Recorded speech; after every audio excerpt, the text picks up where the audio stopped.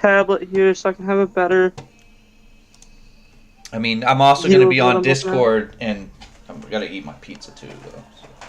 But I'm going to That's be on fine. Discord, and I'm going to give you some examples and stuff like that. Maybe it might be easier just for you to see on Discord, to be honest. Okay, Alrighty, so well, so if so, like, think if we're writing an if statement, you go if something you want to check. I'm guessing we're under object move still, so Yeah. I'm gonna have to use a don't add an event. So how do I write that in? Okay, just give me one sec here. I'm gonna show you. I'm gonna show you something on Discord. Okay. Actually, let me change Also, that a I little bit. did kind of get Discord working on my computer. Kind of.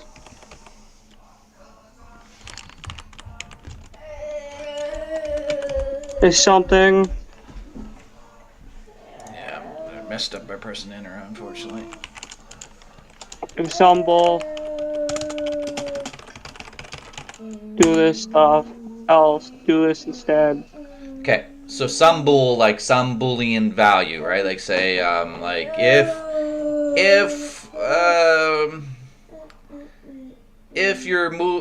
moving left, right, do this stuff. Otherwise, do this instead, right? That's just an example. But that's like, see how you got to pay attention to the syntax, like of how I'm writing that. Like I have if, and then remember how I said the parentheses are only used when you're feeding an argument into a function, but it's not necessarily Yeah. true because you can surround the the if statement. It can have parentheses, so like it's just a way of like that. How I laid out that code there is basically how I do my ifs. You don't always have to have an else either. Like you can just check a condition and then do that if that condition's true, or if it equals the value that you're checking, right? So like if you wanted to, another example here, let me, stupid code thing never works right. So like if bananas, I think I spelled it wrong. If bananas equals 1, right? Yeah. Do, oh, it's not letting me. Code block's not working. Hold on.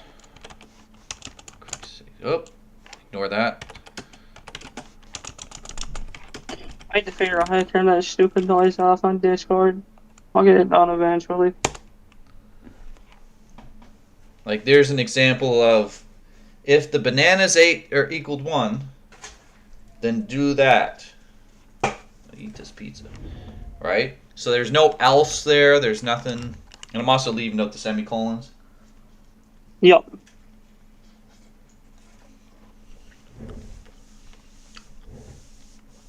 Oh, that's hot. So like that's an if statement that's checking if bananas equals 1, and then if it is, okay. So I know this isn't really what we're doing right now, but it's like it's important that you see these things, right? Like, so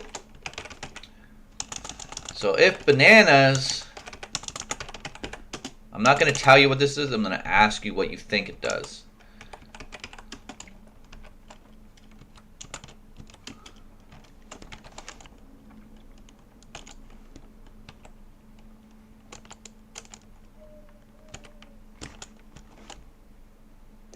What do you think that last one does? Well, this kind of reminds me of the global thing, and if we're doing something, anything remotely similar to that, wouldn't bananas equal 2, making 2 appear? That's not what I asked you, right? Don't worry about that. Just focus on what I just wrote. What do you think that does? Tell me what you think that does. And It if, probably executes the order. well, what does it do? Read it out. I want you to read it out. I spelled bananas But wrong. if bananas equals 1, do this. Right. Okay. But now, okay, stop there. That's all. That was one example. But what's the next one? The next one is the one that I'm asking you about. If bananas equals 2, Is that what you think it does? So if bananas equals 2, wouldn't you just... what's different about the bananas that you're seeing there? Do you see something different? Do you need help? You have 2 backslashes by do this, which would be description. Yeah, it's I basically don't just a see that. comment. So if bananas is less than or equal to 2, right? That's what that triangular thing is. Less than or equal than, like, so you can do greater Oh, I than, didn't even think of it that way. right? Yeah. So there's an example of, well, if bananas are less than or equal to 2, then do that. Right? So, and then there's other things you can do too, Stewie, that are more advanced. Like, I'll show you. I'm butchering the spelling of bananas. I'm sorry, but I mean, we're just using that for the subject matter, so...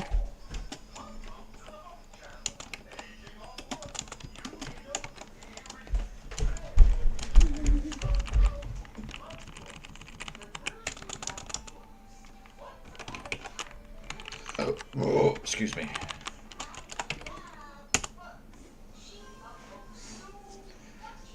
This other one is a little bit more advanced. It's another. It's If another. not is greater than 2, Nope. and fruit... If nuts are less than or equal to Or, 2, and fruit is less than or greater to 3. greater than or equal to 3. Always remember that the less than or greater than symbol, if the small end is pointing at the thing, at the like, say nuts, for instance, is pointing at nuts, right? If the small end is at nuts, it means less than that. If the bigger end is pointing at, like, for instance, on fruit, it's greater. So it's just a way of always remembering which symbol to use, right? So if it's the pointy end pointing at it, it means less than. If it's the bigger end, it's greater than. So that one's a little bit more advanced, because if nuts is less than or equal to 2, and the fruit is greater than or equal to 3, then do that condition, or that that condition block, right? Yeah.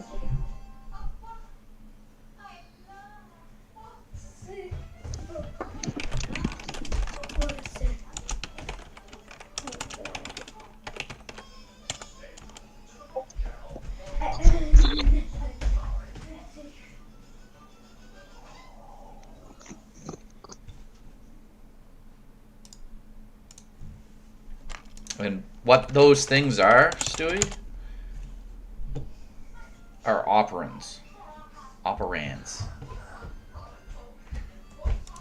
Yeah.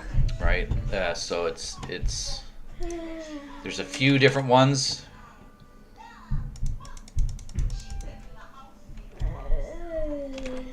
I'm going to be studying this later tonight and most of tomorrow. Yeah, well, a lot of this stuff you're not gonna. For what we're about to do, you don't need to know this stuff. I'm just showing you some of the things that are possible. Well, I'd also like to show you, though, that what you are teaching to me is actually rubbing off, and I'll actually be able to use it, because otherwise it's just stupid. Yeah, but I'm not expecting you to learn it from the first time you see it and be like, oh, I know how to blah, blah, blah, blah, right? It's gonna take some time, man. Don't get discouraged. All right. I'm not discouraged, just not even really frustrated, just disappointed because I'm trying to understand a concept that I don't know very well.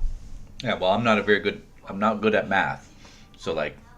Neither am I, so Yeah. we're in the... Alright, well then we're in the same boat. Yeah. So if I can learn how to learn this stuff, just about anybody can, right?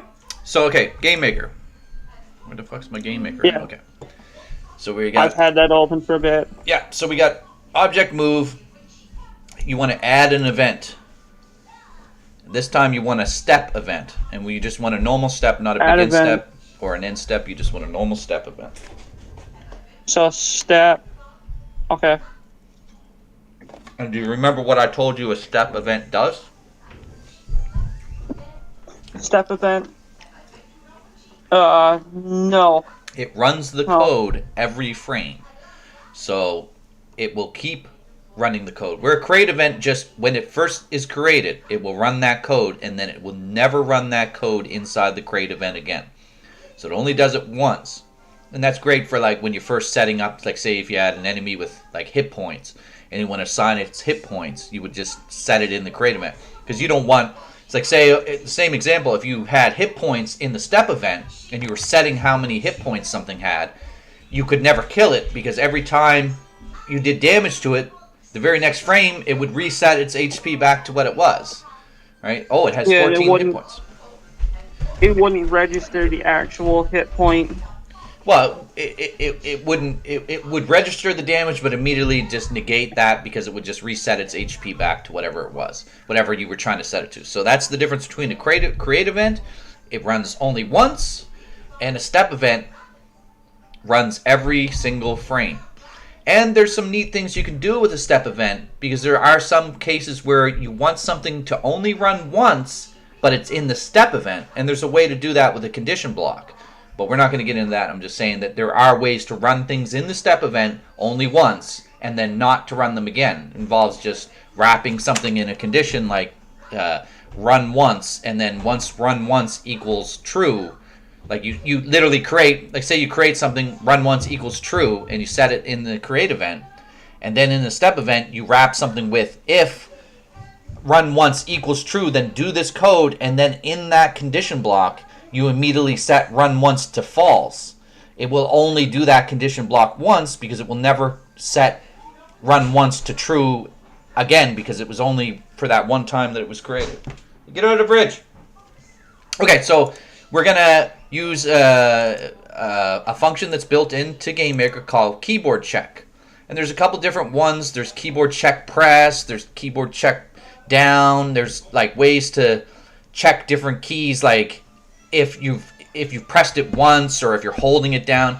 For our purposes, we care about checking while it's being held, like at any time, right? So it's I'll show you an example. You probably see my code from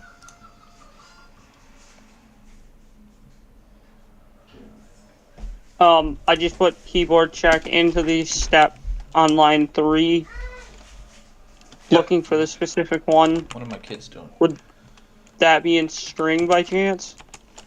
Or no? It'd be a constant. BK left. There.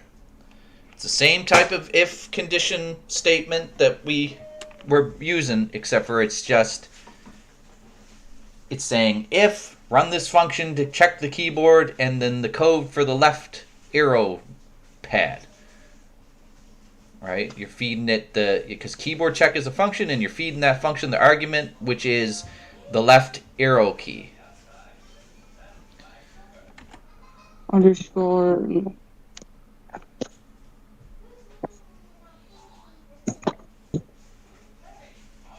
I gotta go check my kids. Sorry. Hold on a second. Yo. What's going on out there?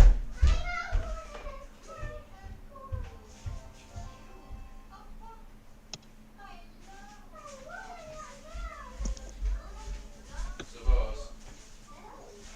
You get that.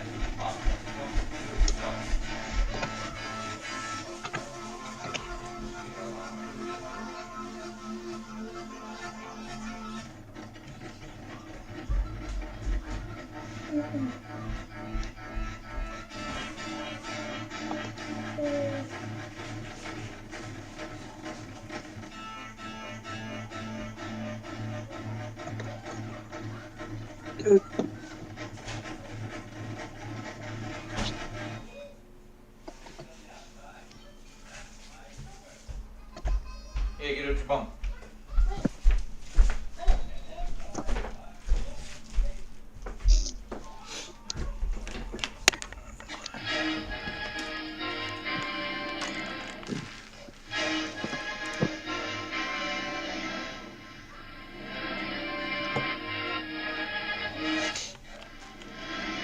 So in the step event, Stewie, that's what you want to write, what I posted in Discord. Yeah, so I wrote it, and it's in red, but it's there. Well, some of it should definitely be in red because keyboard check should be yellow or orange or whatever, and then the argument that you're giving it, VK left, should be red. Is that correct? Keyboard check is blue because I think I misspelled something, You're but missing. that does not. You're missing parentheses probably. You got to pay attention to the parentheses because you have to wrap it the right way, right? Like if, like Yep. the best way Yep. to do it is whenever you write an if block, always do this. Just write it like this. Hold on, give me a sec here. I gotta type it out. Parentheses. Like always just put this in and then fill it out after. Like if you write an if statement like that, you're gonna have less problems. Because you just fill in what you need and you know the syntax is correctly. Wanker wants to say something like, that's so gross. It's like, but that's the syntax that it wants. Can he just screw off for that?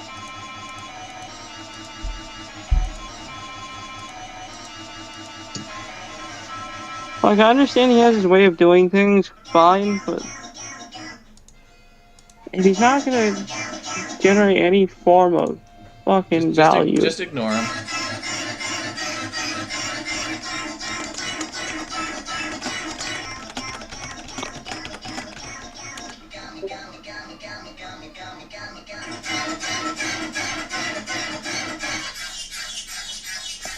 I'll be right back though. I have to watch the popcorn.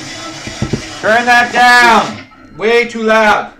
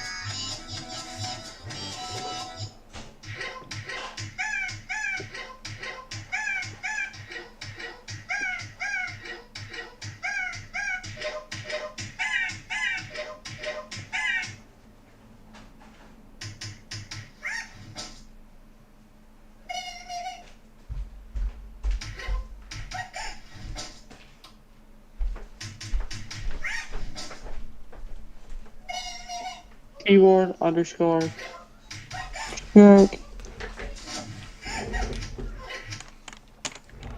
BK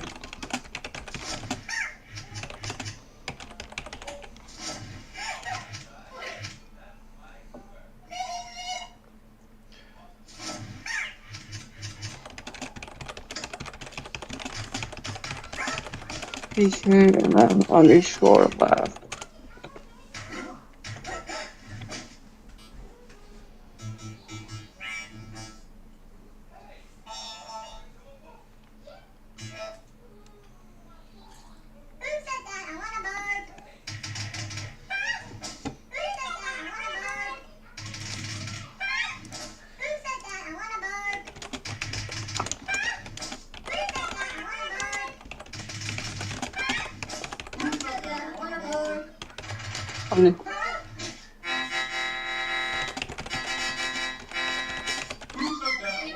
Big Camp, you said BK left should be red, the rest should be orange, right? Yeah, keyboard check should be...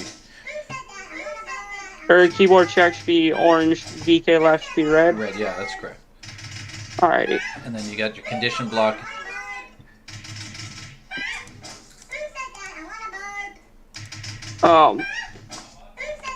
This 4 is Right.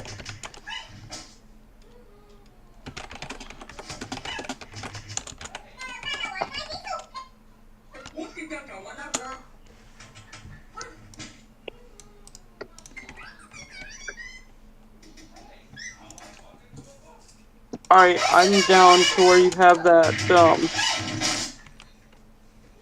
like just above edited.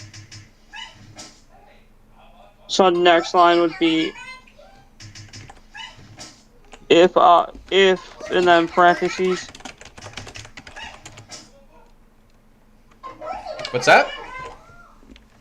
So I got down to, in your post, I got down to you have an edited point that says if. So I put if on the next line, 2 parentheses. Correct? Yeah. You're going to need to make multiple keyboard checks for all the different arrow keys, right? Yep. So you're going to need VK right, or VK underscore right, VK underscore up, and VK underscore down. But you can fill them all, like you can put them all in, like how you just have the keyboard check VK left and then the condition blocks like empty, right? You know how you just put the squiggly bracket. So just replicate it 3 more times and then put in each one like VK left, VK right. Just make sure it's outside of the squiggly brackets of the previous condition block, right? Because you're making 4 different conditions to check. So then from where we have keyboard check, it's just VK right, up, down.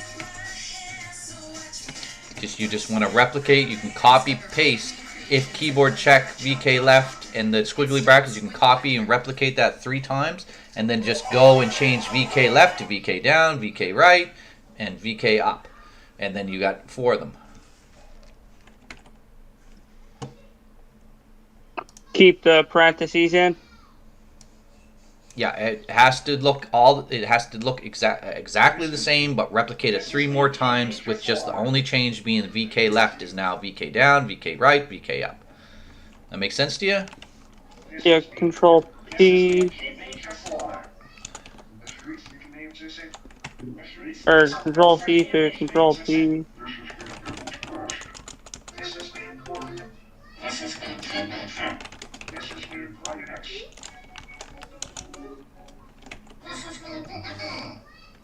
For whatever reason that does not work, so we're just doing this manually.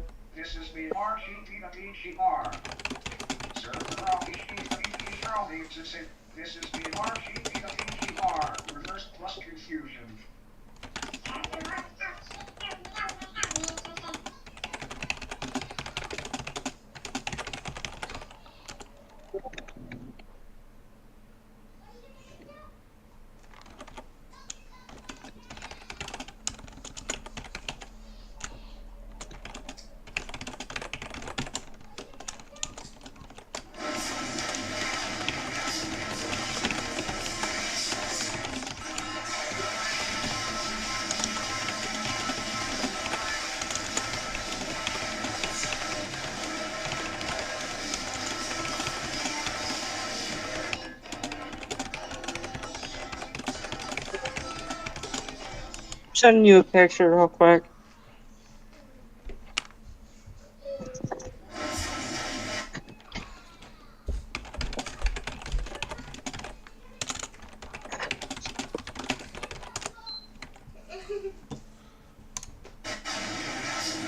I mean,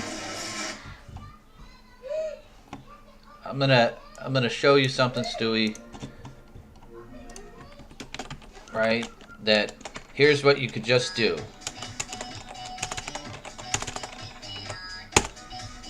Right?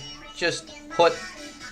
Now, see, you're putting the other checks inside the condition blocks of the previous checks. So in that case, you would only ever check right if you were also checking left. Like, they all have to be separate condition blocks. Like, see how I replicated it 4 times? That it's like, if this, then do this. And then if that, do this. And then if that, do this. And if that, then do this. You want to have 4 of them set up like that. I mean, you're not your bottom one isn't bad. It's just the keyboard check VK right is like I don't know what's going on there, and you also don't have an if before keyboard check on the top one. It may actually not even. VK left. I'm lost here.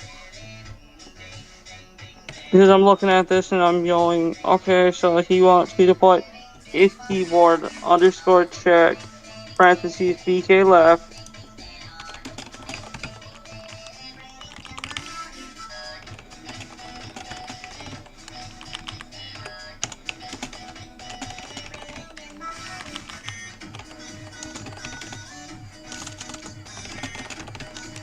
VK underscore left. You just need to like spread it out and think of each condition block, the end of the squiggly, right, as the end of that condition. You don't want to put the other checks inside a condition block for if you're pressing left.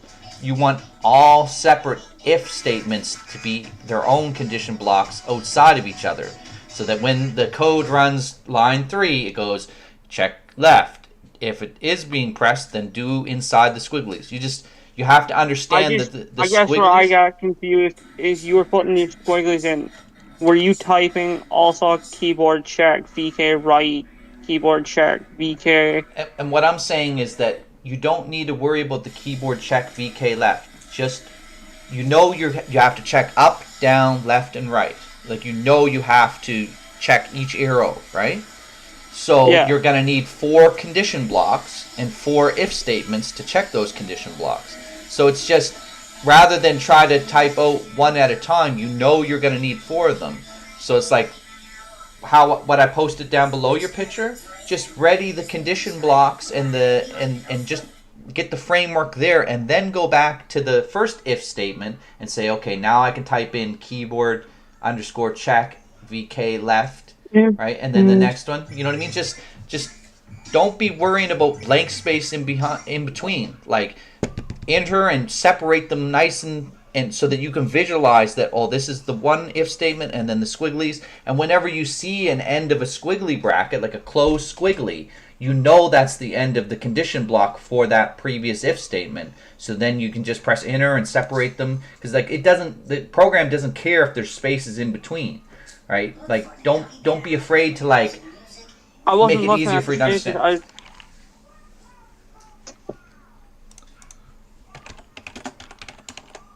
I wasn't looking at spaces. I literally choked on when we were typed keyboard check for whatever reason. I got stuck on that. Yeah, just don't even worry about putting in the checks yet. Just get the statements like ready to accept that stuff. And whatnot in. Yeah, because you just gotta like learn to visualize when a condition block starts and ends and the associated if statement with it. You know what I mean? Like. So then, back where I was at. If then it's this and that.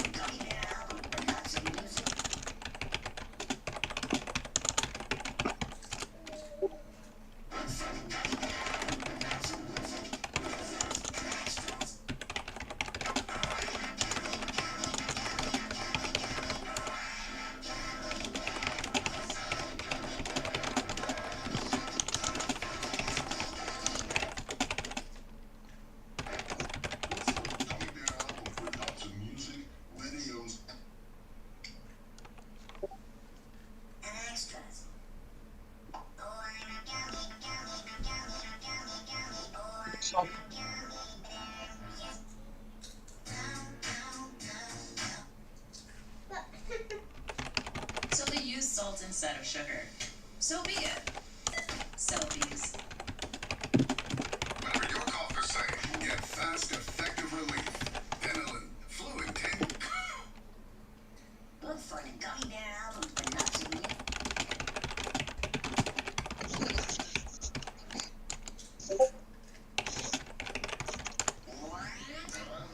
Okay. There is one problem because you don't have the if on the first keyboard check. And after the squiggly, Stewie, press enter and separate them so that you can visually see that that's the end of that other if. You know what I mean? What Like, do you mean I don't. don't have if on the first keyboard check? Well, it's just keyboard check VK left. Where's the if? There's no if to check keyboard. It's not an if statement if it doesn't have an if. It may actually work that way, but I would still put if keyboard check. See how you Would have that the be if after parentheses or before? before? I mean, just like the line below it where So you have keyboard if. check. Just put an Yeah. if in. But I would definitely urge you to like space out after the squiggly, press enter a couple times. So that way you can visualize and see that this is the first if statement and this is the end of the condition block before you start another if, because you're compressing it so tightly that it's like the readability is lower.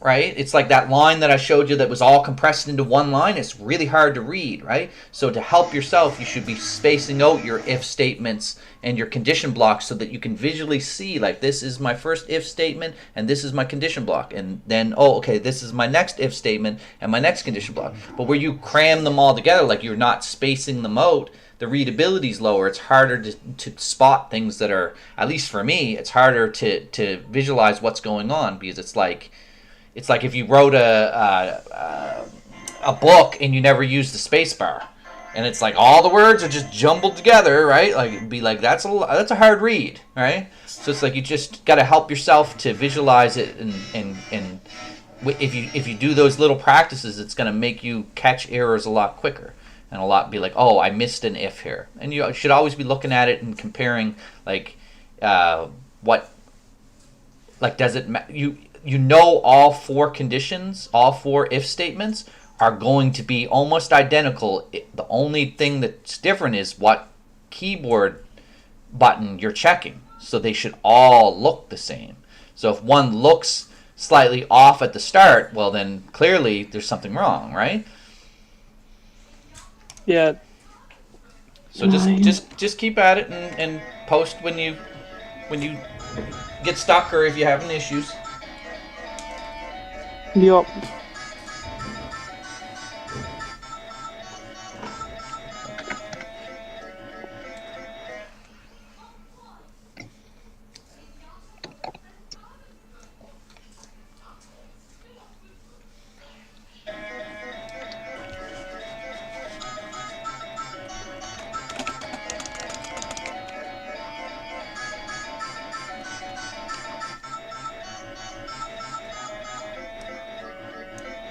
I don't know what VS Code with live share is. VS Code live share. You betcha. With 7 to 22 vitamins and minerals. Oh, it's Visual Studio. Nourish your brains.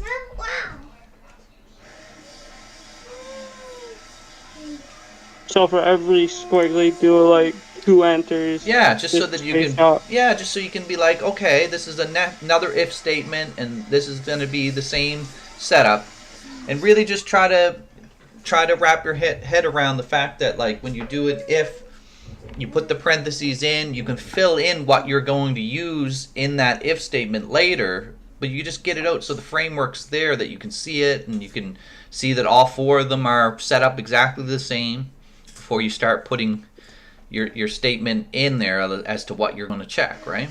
Because I think that'll help you to visualize what's going on. Something along the lines of this.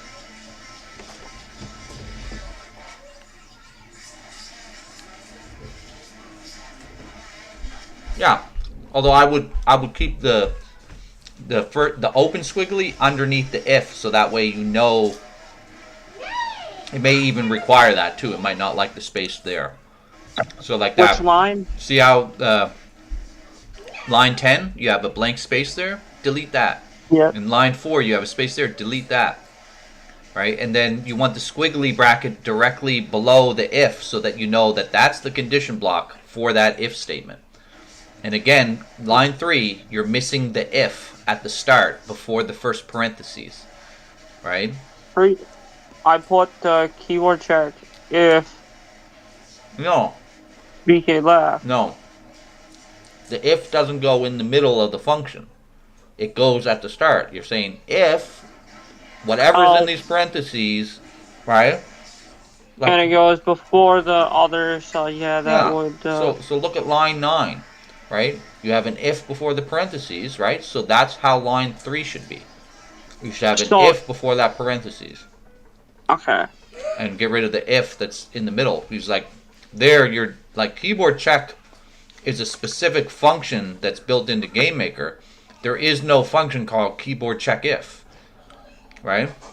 That doesn't. It would be like, what the hell are you saying? Like that doesn't make sense. Keyboard check's fine, but not the keyboard check if, because there is no function called that.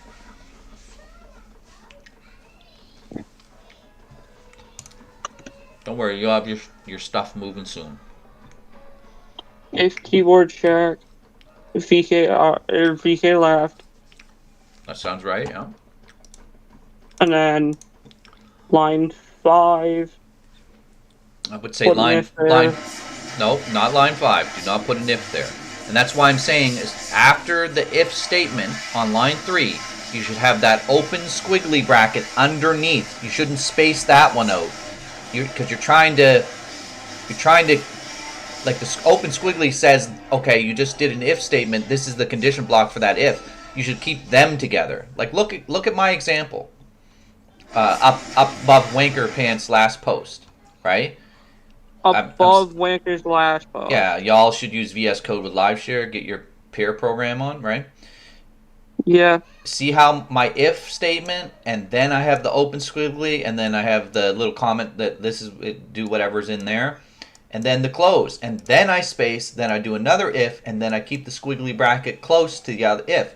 It's to help you to understand that the if statement, right, above that squiggly is the condition check for doing this condition block. If okay, so then if your parentheses, then below that do Open squiggly, and then you can, I mean, even if you got to type in the 2 backslashes and put condition block for if above, right? Like just leave yourself a comment there so that you understand that this is for the if statement above. You don't have to. I'm just saying that just try to get the syntax correct, because you're going to be writing a lot of if statements in the course of like programming, so it's like it's important that you understand what the squiggly means, right? It's starting a condition block for the preceding if statement that you wrote. so squiggly, then underneath that put 2. It's on the I made her popcorn, yeah. And then once you hit another wall, just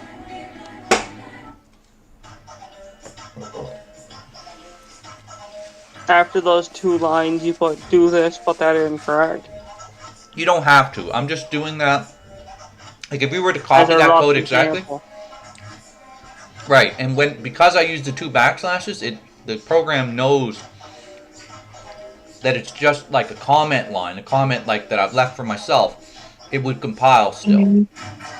So anywhere there's a comment, it just skips that line. It knows to skip that line. Don't actually run that. It's not code. It's just a comment. So I do that to help you visualize, to be like, if this something, then do this block of code. And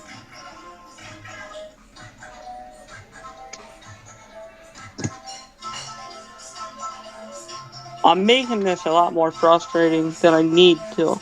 No, it's not about making it more frustrating. It's that you just have to. I mean, it's like anything, man. If it's all foreign to you, it's like learning French. And if you don't know French, of course it's gonna be like hard, right? I'm just trying to help you to understand the basic building blocks, because like over the course of like doing a program, you're gonna write a lot of if statements and a lot of condition blocks, and it's important that you understand the syntax as to like why it's that way and what the squiggly means. So that way you can spot problems and you won't need me to help you to write an if statement in the future. You'll just be able to write it yourself and then fill in what you think that needs to be in there, and it'll work, right? So it's like getting the syntax down is like 90% of the battle, is to understand like how the computer expects you to format things for it to understand what you're trying to do. Because you already seen one mistake with missing a letter, or you know what I mean, like it can mean that it goes from working to being like, I don't understand what this user is trying to program me to do. Yep. Same with capitals, right? One capital in the wrong spot, and it's like, oh, I don't understand what that is anymore because that's not what it's actually named. And I do now see what you're saying by spacing stuff out. Yeah, you got to help yourself. Don't be afraid. It's your sandbox, right? The worst thing that can happen is that it'll just throw an error and it'll be like, tell you what line is wrong, right? So it's like, as you're writing, it's okay to like try to compile it and see if you get an error. It's going to help you to figure out what's necessarily wrong. I just like to let you know it's probably the hardest I've tried to learn something and not just throwing everything at the wall. So Yeah, well, I mean, computer programming is extremely can be extremely frustrating. So I wouldn't say frustrating. It's tough. It's tough, especially starting Node, and it's easy to be like, I give up and walk away. But if you stick with it, I man, want you this can to make work some so really badly. cool stuff. I'm Yeah, like you can make some basically really cool bending my stuff. own will. If it was easy, then it wouldn't be special, right? Oh yeah, if it was easy, everyone. Everybody would be it. doing it, and then it wouldn't be anything special. And it's like, why would you even bother doing it? Because everybody can just do it. I mean, nowadays there's a lot more people that can actually do it, but you know, there's people that I've talked to that know much more programming than I do, have way deeper knowledge, and it's like, what have they created? Nothing. And then when I show them my prototypes, they're like, what? Like, wow, this is crazy. How did you do it? Right? And it's like they know how to program better than me, but they don't know how to make a game. They don't understand like what they need to do. In general. You just posted it? Let me take a look at it. I just posted what I have written. So line 10, you got a space there. Line 17, you got a space there. I would, like I said, bring those squigglies up underneath that if, so that you know that that's the condition block. But other than that, that's fine. That looks good. What do I need to change as of now? Just move the squigglies up to For like 17, 14. Yep. 17 and 10. 17 and 10. You need to delete the empty line at 17 and 10. I recommend 14 and 15 is fine because you want to denote the... 17 and 10. And the only other issue that I see is that there's a couple spaces after keyboard check where it says VK left. There's some spaces in there for I'm some reason. fixing it right Yeah. now. Because Okay. I had a feeling that was going to cause an issue, but was uncertain. And now that you have, send me another picture of it so I can see it. Once you have those fixes in to make sure that everything's alright. Yup. I wish I could just team view you, man, and then I could just see your screen. I mean, we can always try it again if you're down to come on with it. I just don't think it's gonna work. Alright. There's also collabo edit that we could use that we could both type into like a notepad so you can see the code. Yeah. See if I can't pull it. I'll have to get that program or whatever. No, it's just a free website that we can just...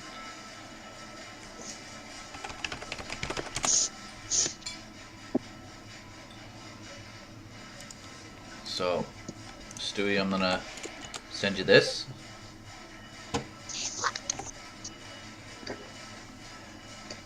And then you have to probably put in your name, and then you should be able to see. I'm assuming actual name or user. Yeah, whatever you want it to be. Alpha Getty if you want, as long as I know you're Alpha Getty. I don't care. Just like a name so that I can see who's in the room with me. Okay. And then let me know when you're in there. Because I don't know if it'll... I'm in. Yeah, I see. Okay, so... What the hell did I... And then I meant to post that most recent. Yeah, so here's what we just did. I'm going to type out what you just did in pretty fast, right? So... right? And notice how I'm just spacing out. Like, I don't care if there's a bunch of white space between it, because I want to make sure that I know that all these if statements and the condition blocks are its own thing. I think I just sent that to you. Yeah, and that at first glance it looks pretty good, but I still see a space. Okay, so you see Collabo edit though? Did you see the Collabo edit? Yeah. Okay, so keyboard check. VK left. I need another parentheses. See how it's highlighting? Do you see that, Suey? I don't know if it shows you the highlights. Are you talking in Game Maker or are you No, talking in Collabo? Collabo edit. Does it So show you Collabo, does it show you the it's highlight? not, no. It doesn't It show you is the highlight? just showing me what you're typing. Okay, so select the first parentheses, like put your cursor to the left of the first parentheses by VK left. By VK left, select. Do you Okay. see it? Do you see orange boxes that appeared on it? Yes. Right. So it's telling you that that part is good, that you've encapsulated it correctly. Because what you're using is keyboard check is a function that requires arguments. Remember how you have to plumb arguments into most functions, and in this So case, is this basically a cheat sheet in a way that you can check your work? well, this just allows us to work together, right? But yeah, I'm Okay. just doing this so you can see it on the fly, and you can. I mean, this is just. Oh, apparently, I lost connection for some reason. It's just to help you to understand, because I mean, I'm sure GML kind of does a similar thing for you, right? But you can see when I go over to this one, the first one by if, right? The keyboard check, right? The parentheses there. When I go near that, it doesn't highlight another parentheses at the end like it does at VK left. So No, the two I'm seeing highlighted are 5 and 7. oh, okay. Well, no, not the squiggly brackets, but that is good that you notice that, because that is showing you the condition block is encapsulated correctly as well. But go at the parentheses, not the squiggly, at VK left, right? Go near Yeah. the left one and see how it's encapsulating that with the orange, Yeah. right? So it's telling you that that part's That all one. right? But then if you go to the on line 4, if you go just after if, and you go near that parentheses, see how it's not encapsulated, it's not showing the orange? Yeah. So Right. that would mean So it's that telling you that you're missing a parentheses. And in this case, because we're nesting it in an if statement, so that we're would be a closed parentheses, not Yeah. an open. yeah, so I'll see try what I did? that. Do you see what I did though? I'm going back right now. Here, I'll get rid of it. And then you can Oh. So keyboard check. So you put if parentheses keyboard check parentheses. VK left, and then close parentheses. But there's a missing parentheses. I have to encapsulate 'Cause the whole thing. I have two parentheses on the end closing it off.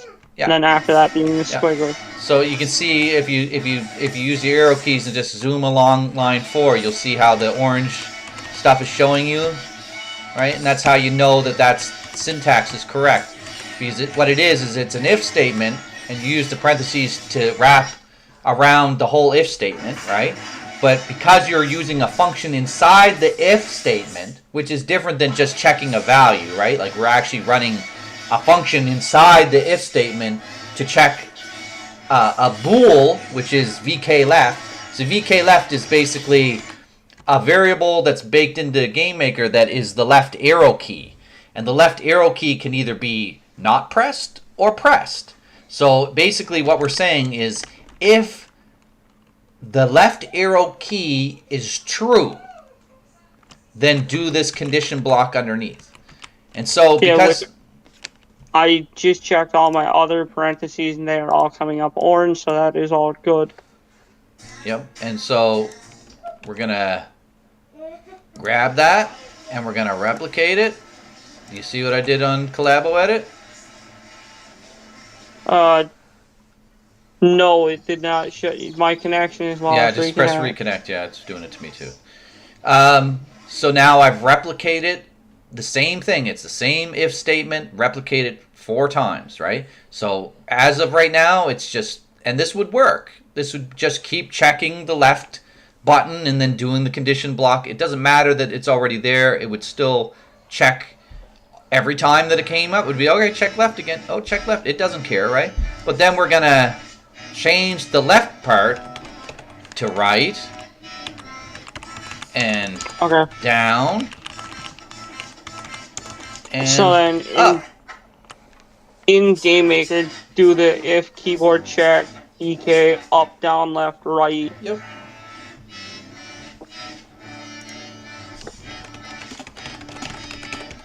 So, uh,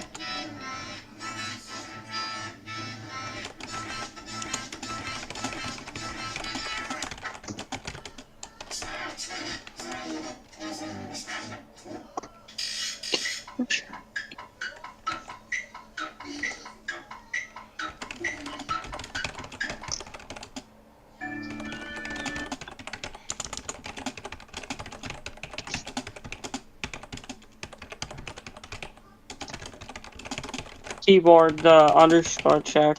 Huh? They really are a stickler with that.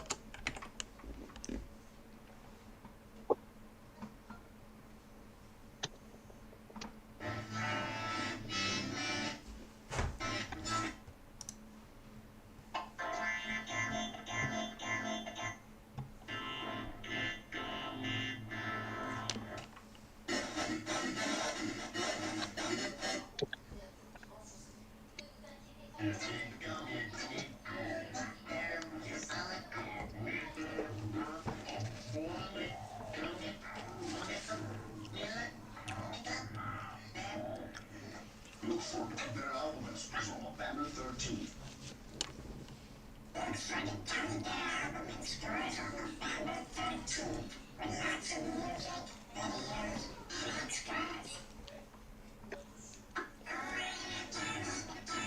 Also, I'm finally starting to ignore Wink.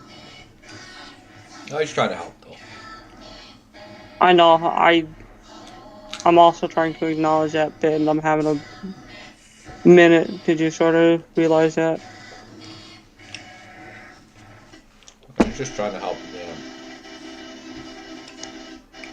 He has a hard time trying to understand. I mean, even the code that he posted to me wouldn't work.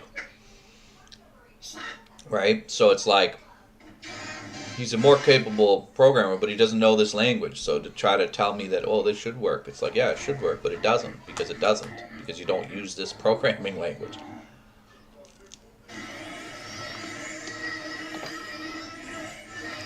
And I'm not saying that it doesn't work because of the operand he uses or used. It's perfectly fine. It's just the rest of the syntax is wrong. I like to focus on code that actually works for you instead of giving you code that wouldn't work. Appreciate that. Because all the code that doesn't work is going to do for you is make you angry and be like, well, you told me it would work. Yeah, well, I'd probably look into it further.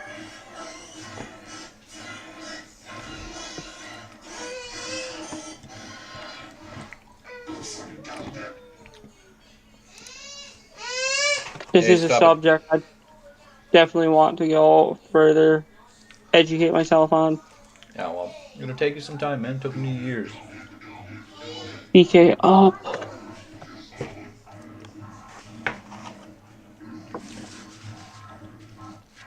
If you've seen some of the first things that I made, you'd be like, wow, you sucked.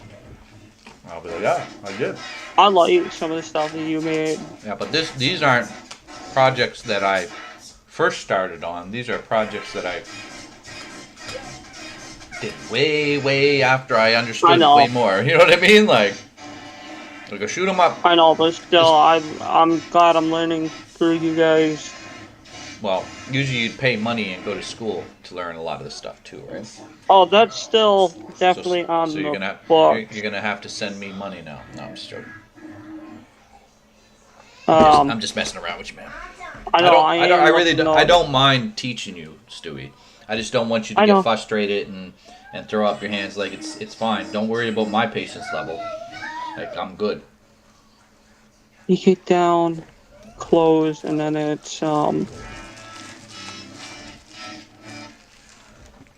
missing an if. I'm just realizing that now. Because really what it should be is if keyboard DK left, squiggly to comment, squiggly. If keyboard, yeah. But if keyboard. Should be line 32, you had an if for keyboard check DK off. And I mean every day when we like work on this stuff, I'm gonna ask you the same questions again and again, and you're gonna be like, "Oh Jesus Christ, he's gonna ask those questions again." But I'm doing it so that hopefully some stuff will stick, and maybe eventually you'll actually you'll know the answer, and then I won't have to ask you it again. You know what I mean? Yeah. And then I'll have new questions for you to try to remember. But baby steps, right? Yeah. Like we almost have your ship moving. It's close. You're gonna have it moving soon.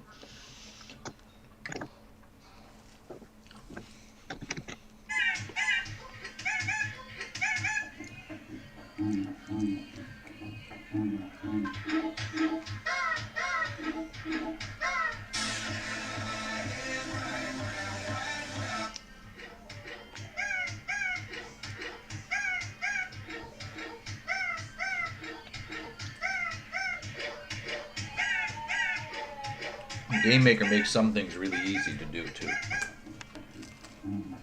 What did you say? Game Maker makes some things really easy to do.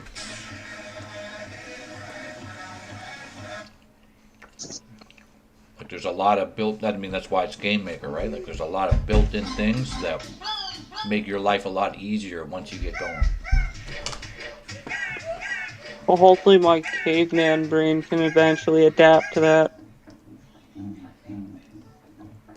Everybody has their limits on what they can learn in one day, too, right? Yeah.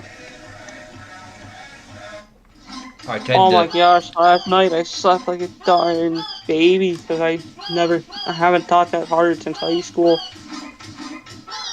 Yeah, well, I have a grade 9 education, by the way.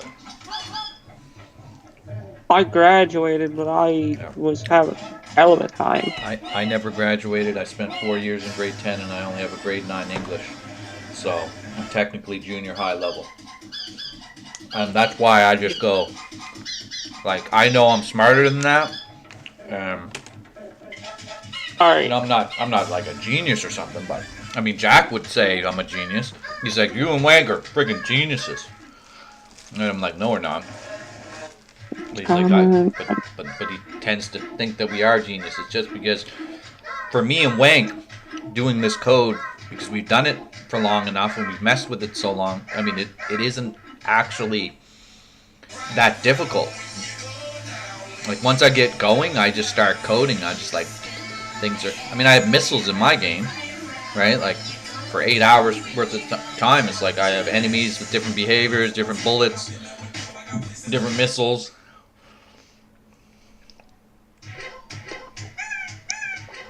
Just post it whenever you think it's complete. Or... Yeah. I was just checking Collabo and making sure I got this right. Yeah. Which I think I do.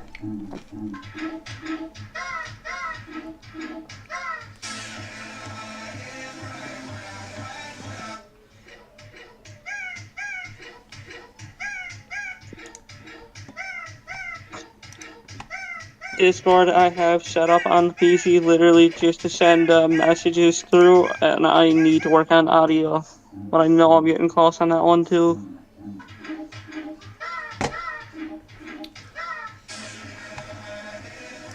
Just posted it.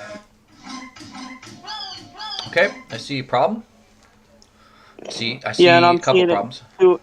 Late line 18 and 19 is huge. Well, not the spaces, No, but not even that. But there is a missing squiggly there. That's another mistake that the closed squiggly at 19, and then you have the comment outside. You could basically press enter at 20 and then put the squiggly below it and tighten that up. It's not that, Stewie. It's that your if statements are incorrect right now. You've my encapsulated. statements are correct, Yeah, incorrect. yeah. All of them suffer the same problem. The top one's different because you kind of have it right, but you messed up. I mean, there is a little bit of a hint on the top one too as to what's wrong, but it's actually you have keyboard check encapsulated with parentheses, but you want to get rid of the closed parentheses after check, so that keyboard check open parentheses VK left close parentheses close parentheses.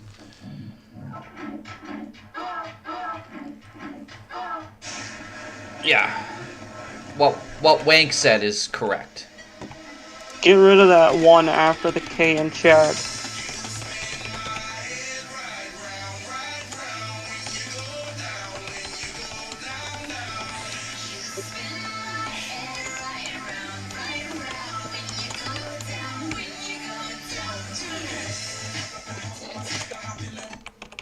It still doesn't feel quite right. Read what Wank said, because he's right. So, when keyboard check. Yeah, that looks right. Just doesn't feel that way. But read what Wank said. He said it's keyboard underscore check, open parentheses, VK underscore down, close parentheses.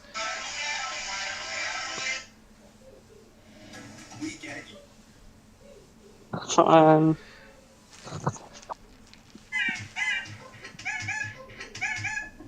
Yeah, exactly what Wank just said. It's not just keyboard underscore check. It is keyboard underscore check, open and close parentheses. Because it's the function that you need to feed it an argument or a parameter, which is VK underscore down, which is the down arrow.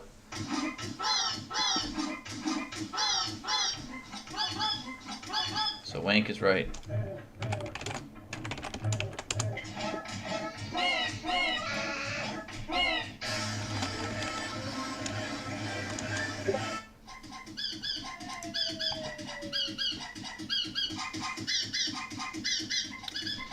Okay, there's still errors.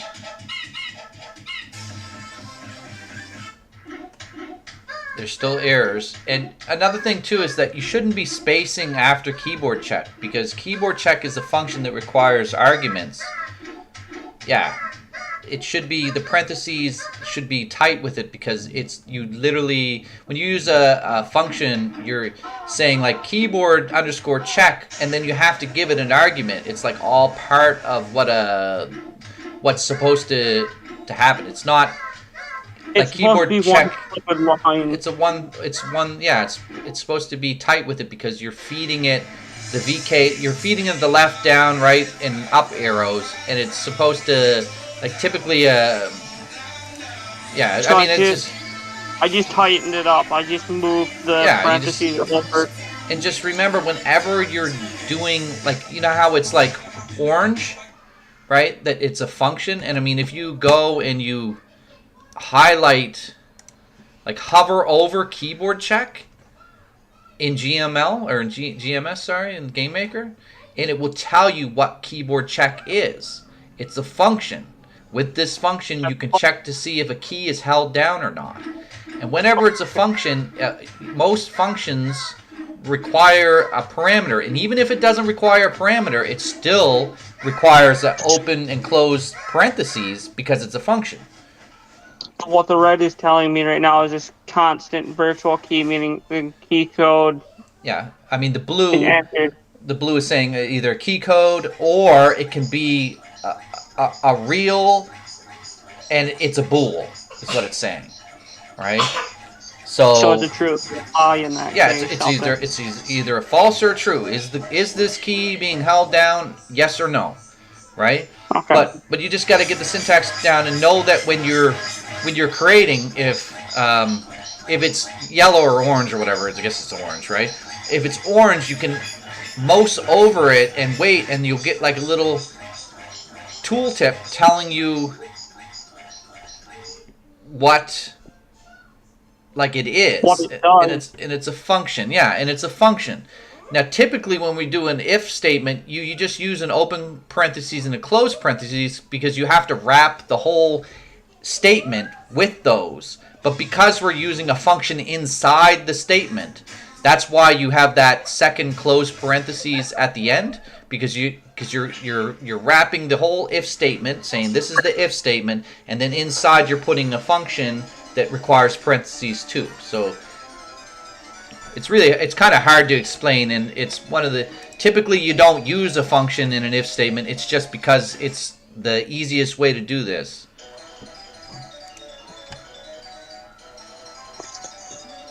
Yeah, so I tightened everything up, moved the parentheses in, no spaces. So send it over, and I'll double check and make sure it's all right.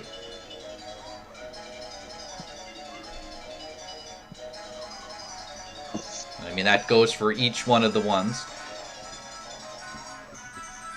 And I already know what error I'm going to see when I see it, because I know you didn't catch it. Probably not. Yeah, you didn't catch it. So you failed to close the if statement with a closed parentheses on line 9, 16, and 21.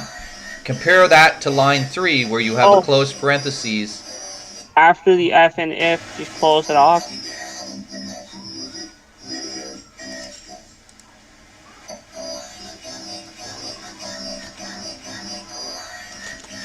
So this, not squiggly.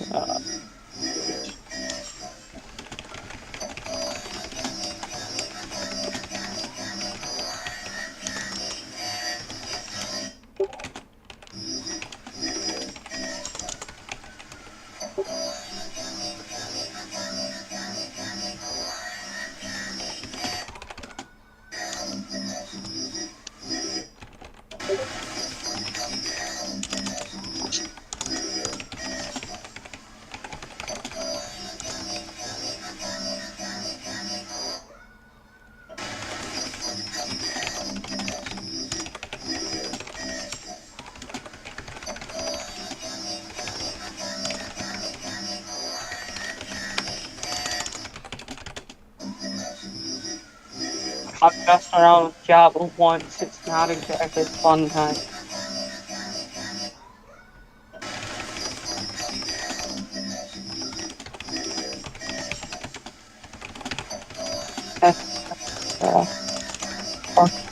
GM 2022 return value function, so that doesn't work.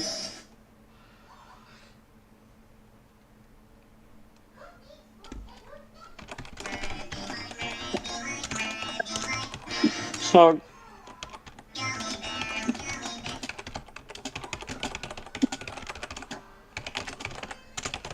can you show me in Collabo where exactly these parentheses need to be? Mr. Christie felt for to Mr. Christie. Because my brain is. I mean, it's already correct in Collabo Edit right now.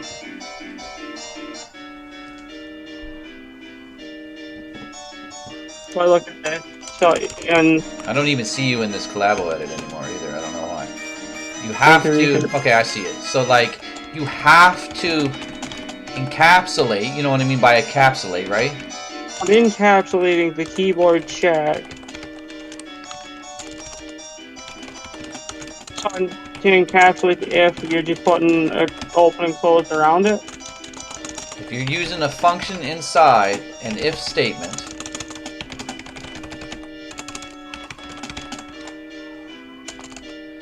then you will need to close as well. So if keyboard check VK down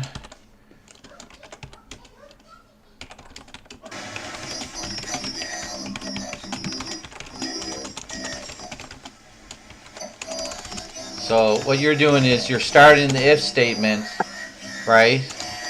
And then you're doing VK down, and you're closing that one, but you're not closing this one. Whenever you have an open parentheses, it's imperative that you close it eventually. Otherwise, it's like it just So not if open closed. parentheses In this, close, if you have a squiggly bracket, you must close it. Like otherwise, the condition block isn't done. And same with parentheses. If you leave it open and you never close it, then the program doesn't understand it, right? It has to be closed. So the good rule of thumb is that if you have an open parentheses, if you have an odd number of open parentheses, right? So like you have 3 open parentheses for whatever reason, and on the other end you only have 2 closed, you're missing a parentheses because you have to open and close. So you can't just open and then fail to close. You have to close it. So like that's one way you can make sure that you're doing it right. Like so, if you look at the keyboard check line, right? You have 1 open parentheses, and then later you open the other, and then you close that one because you're feeding the function the VK left, right? So like you're feeding it the parameter, which is the left arrow key, but then there's another close because you have an open parentheses to start the if statement. Do you get what I'm saying? think so? You have to, if you open a parentheses or open squiggly bracket or whatever, you also have to make sure you close it. Because it's like if you opened your door to your house and then you left it open, all the heat's gonna escape. You got to close it and keep it together, right? And that's what ends up happening. The program doesn't understand that because you didn't close it, it will fail to run. Okay, If all this is correct, should the VK right be green or whatever? No. Should it remain red? Is your name Stevie? No, I put mine under Stewie's older bro. No, but is your real name? No, Eric.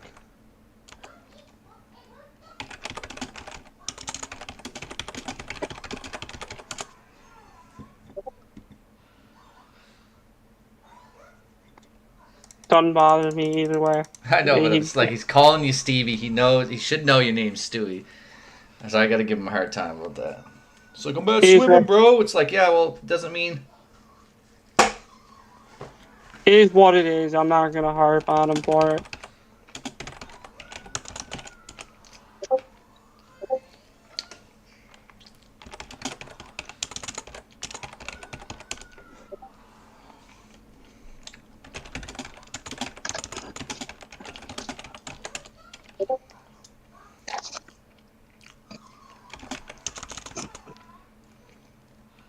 This group is truly amazing.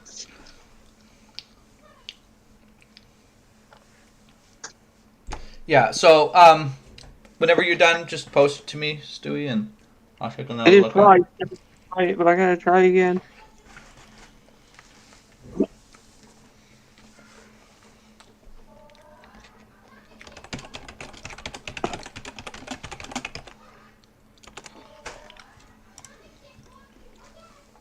Okay. No.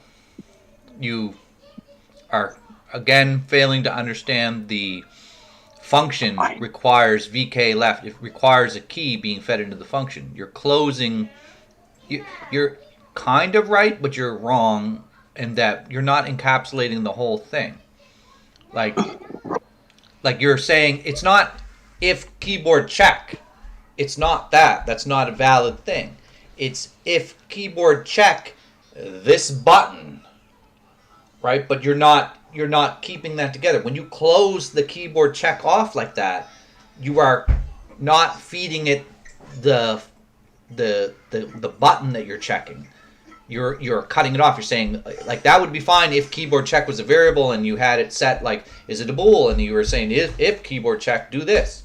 But we're not saying if keyboard check, do this. We're saying if keyboard check and this button that we're telling keyboard check to check is true, then do something. So it's like you've closed off the parentheses. Like, If I'm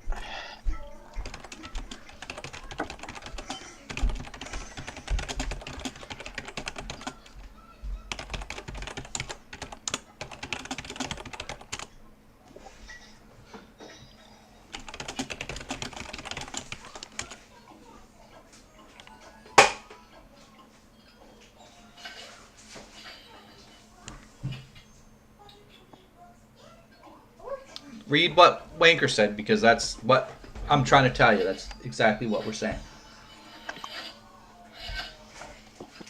Wank just wants to help because he's out swimming and he can't do anything, so he's probably on his phone.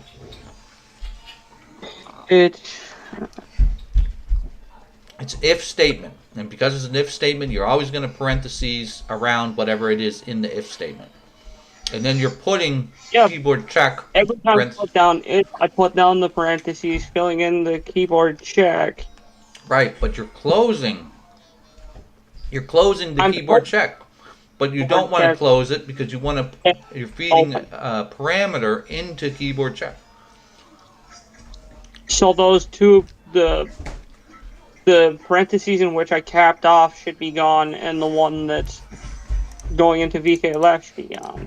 No, it shouldn't be gone at VK left. The line 3 is right, except for the closed parentheses. Okay, look at it this way. How many open parentheses are in line 3? Count them. Right? There's one after if. One after if and one after check. Or right. no. Yeah, well, one after the closed parentheses. Now, count how many closed parentheses there are. 1, 2. My line 3, though, has at least 3. Yeah, so you have 2 open parentheses and 2 and 3 closed.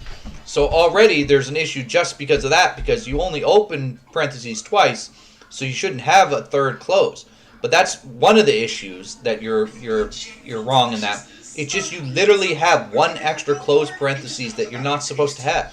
And because you closed it at keyboard check, it's putting a little red squiggly under the one by VK left. You would think that that's the one that's wrong, but no, that's the one that's right. You just have an extra one after check. Get rid of the closed parentheses there, and that line is correct. Because it's like Wayne said, anytime you're using a function, it has its own little bag of things that you have to that's going with that function. And if you close off it before that bag, it doesn't know, like you're not giving it access to the bag. You're not saying, well, this is what goes with you.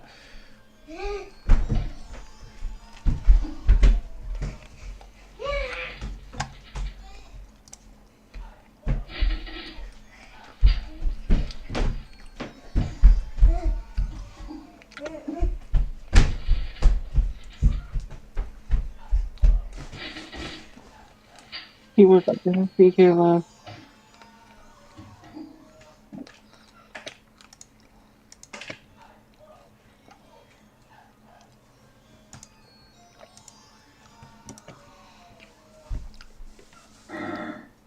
Like it's close. It's just not. You're not grasping the why you need to close and why you leave it open there. All right. So line 3, all you need to do is get rid of the closed parentheses after check, and then that's it.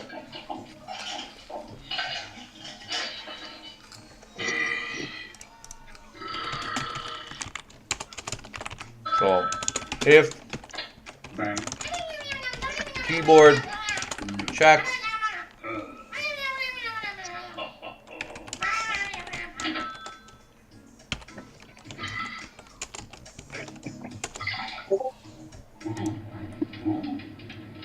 again though, you've messed up because count the open parentheses again. You have 1 open parentheses. You have 2 open parentheses, actually, sorry. And you have 1 closed parentheses. So after VK left, you're supposed to have 2 closed parentheses. Because you're 2 after the VK. Okay, hold on. right? And And like Wank said, there's not supposed to be a space after keyboard check, because your keyboard check, what are you checking? Right now you're checking a space. You're not checking a key. You want it to be like keyboard check, and then you're giving it its bag of goodies, which is VK left. You're saying, here's what I want you to check, right? But where you have a space there, it's like the keyboard check is a function that requires something that you're giving it. So like, think of if you had a backpack and you had another bag, and you put that bag inside the other backpack, right? So you're just making, and the backpack itself is the if statement, right? And the function is the other bag that you put inside that if statement. And if you do highlight things, it does give you some help too. Like I said about hovering over things.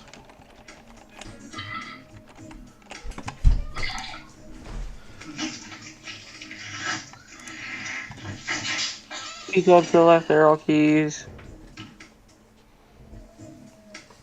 All right, so tell me what you think you need to do then.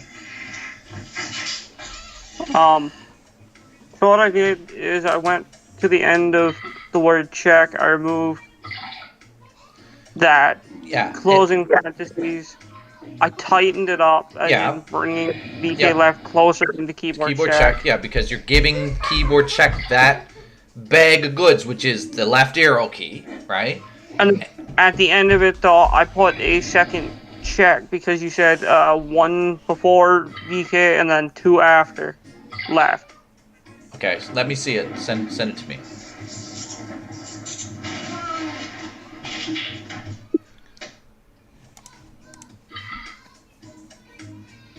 There you go. You have it right. Notice how like a lot of the red squigglies underneath the stuff have gone away.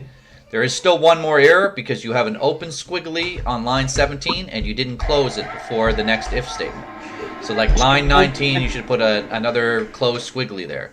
Always keep in mind when you open something, you have to close it, right? Like, so if you have an open squiggly and you didn't close the condition block, then it will run into the other one and cause errors. But those are all right. Those are all right, other than that one squiggly that you didn't close. So do you kind of get it though? Yeah, I have a pen and pad. I'm just writing down 2 parentheses at the end of your key code, and then 1 before it, so I don't muck that up. Yeah, but in this, there's other times that we may have to do this, and there's other if statements won't require these many parentheses. It's only because you're using a function inside the if statement. You're saying, usually you're like, if something equals this, then do this.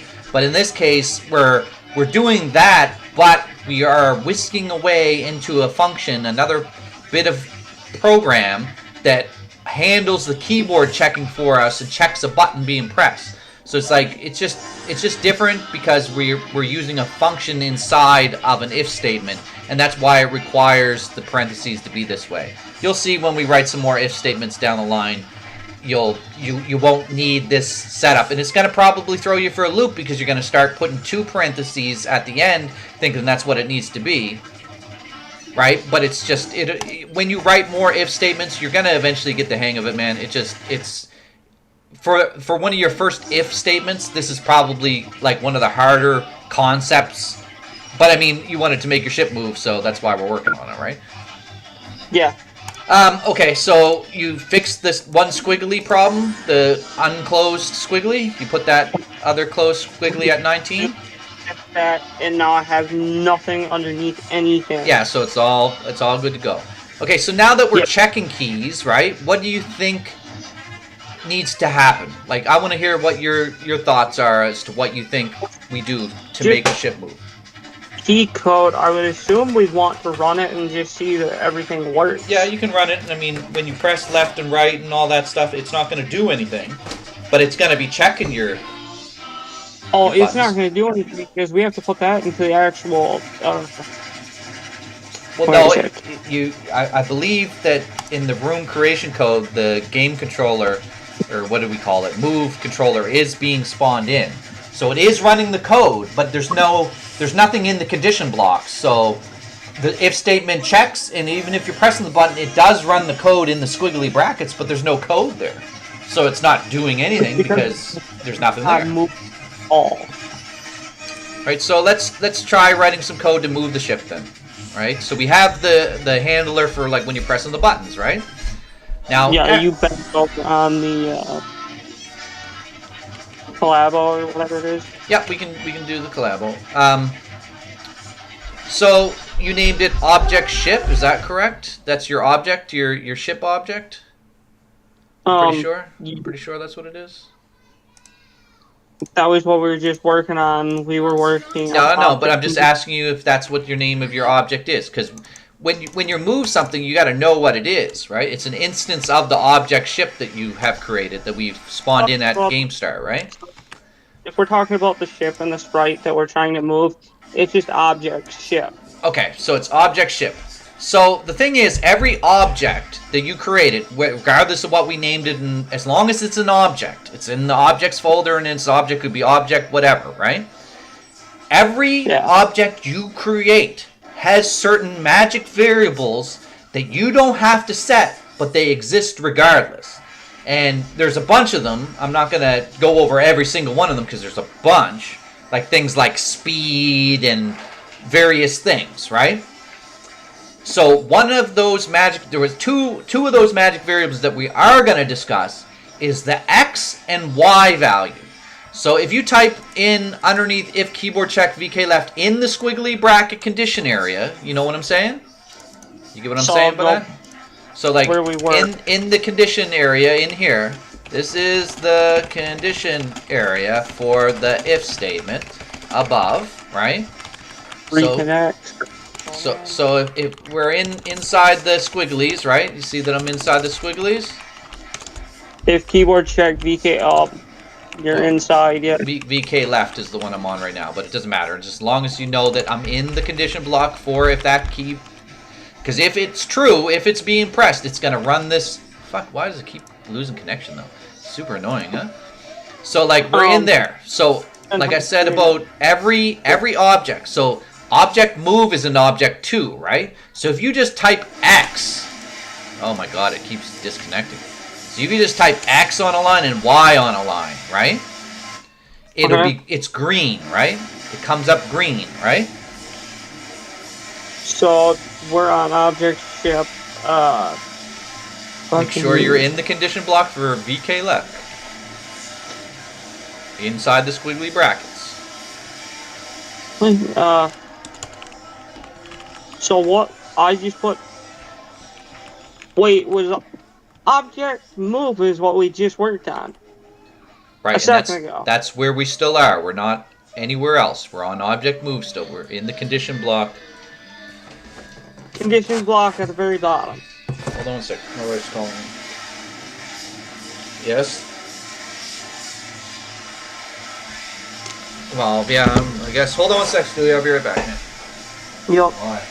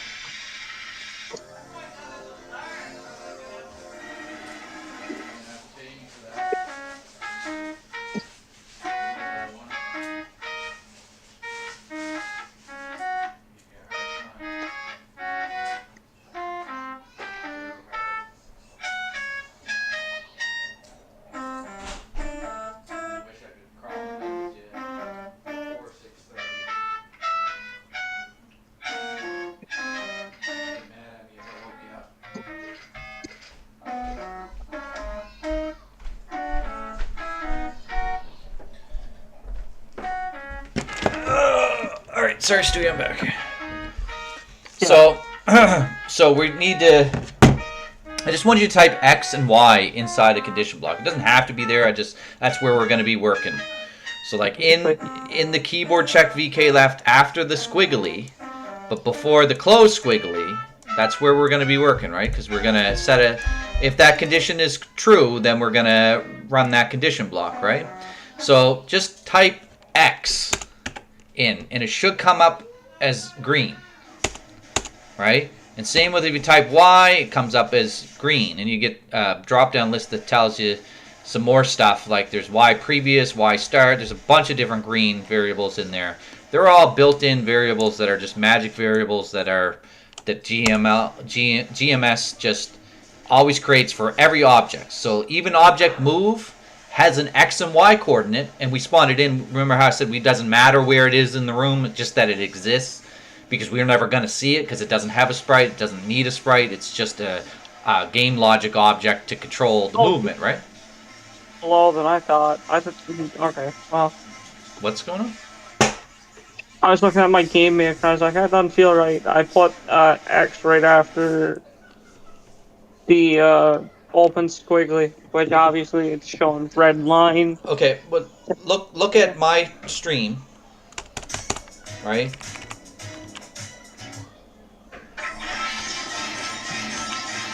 It's going to have a green, but it's going to have a squiggly red line underneath because it doesn't understand. If I were to give it a value, it would go away, right? Like, it would be fine, right? I'm also having the where I cannot see the, I'm trying to see the text. The text, what? It's super small. Oh, it shouldn't be small. It should be quite big. Can you see it now? I zoomed in. Let me know if you can see it or not. Hey, check, make sure I have your stream.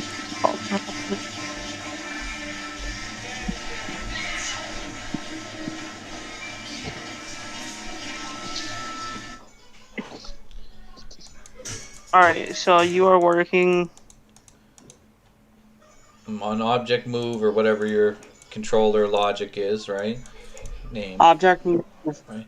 Ignore some of this stuff that I have here, like, because you don't have it, right? I'll just make it so that you'll see some of the stuff. So, like, every object has an X and Y value, and you don't need to put an X and Y value into its create event when you first create it to give it a value, although you can. So, like, say if you spawned in the ship and you put it in a certain position. Say we put it in 0, 0, so to be in the upper left-hand corner of the room. On the create event, you can then say X equals whatever and have it automatically warp from that point to wherever you want it to start. That's fine, you can do that. But the main thing I want you to take away from this is that every object, regardless if we've assigned an X and Y value, has an X and Y value, and we don't have to give it an X and Y value. It will automatically take on, like when we used instance create depth and we spawned in an object, we fed it X and Y values there. Whatever we give it there is what it's going to set its X and Y value to, regardless if we haven't set them ourselves. We kind of did when we first spawned it in. So having said that, right, you can reference those X and Y values on any object. There's a certain way to do it, and you might see kind of how I did it on my example here. Obviously yours doesn't have a capital S, right? You have a lowercase s. But you can access variables on another object from another object by using the dot. So like object ship dot x allows you to change and mess with the value and set the value of x. So I'm going to write another line here that isn't right for me, but it will be for you. And this is for the left, right? So you're saying, you're going to say object ship dot x. So you're accessing the x value on object ship, right? You're going to say equals, so you're going to set the value to something.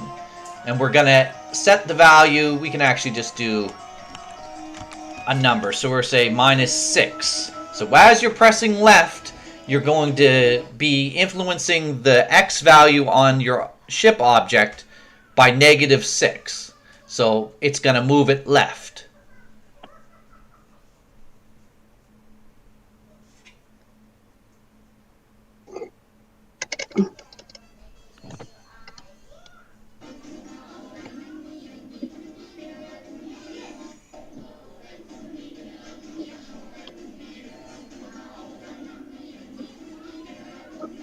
Does that make sense to you? Do you get what I just said? I'm working on it. Okay. X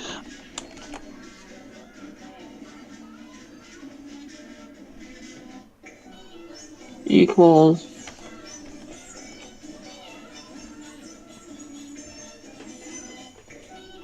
And anytime you set the value, you gotta like say like object ship.x equals object ship.x -6, because we're not actually just setting a value, we're doing math, right? We're taking whatever its x value is right now and we're going to subtract 6 from it.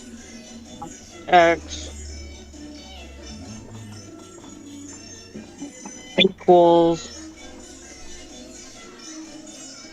And again, you're going to say object ship.x because you want to take whatever its current value is, and then you're going to do some math on it and divide or subtract it by 6. But you could do like all kinds of stuff. You could divide it by 3, and then your ship would move around dividing by 3. It would look horrible. It wouldn't be what you wanted, but like you can do whatever math you want. Let me just send this to you, make sure I have it right. Sure. I probably You should send it to me because it's new stuff that you. I mean, the big thing to take away from this part, Stewie, is that every object you create, whether or not you've set it yourself, always has an X and Y value. And that X and Y value on that object can be accessed from any other object. Yeah, I would put it on its new line, like underneath that first open squiggly bracket. I don't like to put it, I mean, it's up to you, it's how you find it readable, but I prefer to like put it clearly inside the squiggly, because like you like compressing it for some reason. It's like I think readability is just easier to put it on its new line. On line 5 I would put it and just leave line 4 with just the open squiggly. That's how I prefer to write it, right? So that I can just see clearly that this is the condition block. But there's nothing wrong with what you did there, except for there is. Because what you're saying, I'll tell you exactly what your code does right now, right? You are making your object ship.x, so the x value on object ship, that's correct so far, right? You're making it equal -6. So as soon as you press the left arrow key, your ship is going to warp to -6x. So it's going to be off screen by 6 pixels to the left of wherever it is on the y-axis, right? Do you get what I'm saying? You're doing straight, like making it equal -6. But you want to make it so that its current value is only subtracted by 6. So you want object ship.x equals object ship.x -6. Does that make sense to you? Do you get what I'm saying? I'm trying to comprehend everything at once, and I'm... Because like literally you're saying I want the ship to be on -6. So as soon as you press left, it would just warp you to -6 off the left of the screen. I mean, you can run it right now and try it, and that's what would happen. And your ship would disappear. It moves somewhere, but you might even be able to see a little bit of it, depending on how big the sprite is. You might even see it a little bit off to the side of the screen or whatever. So I would say run it just to see what it does.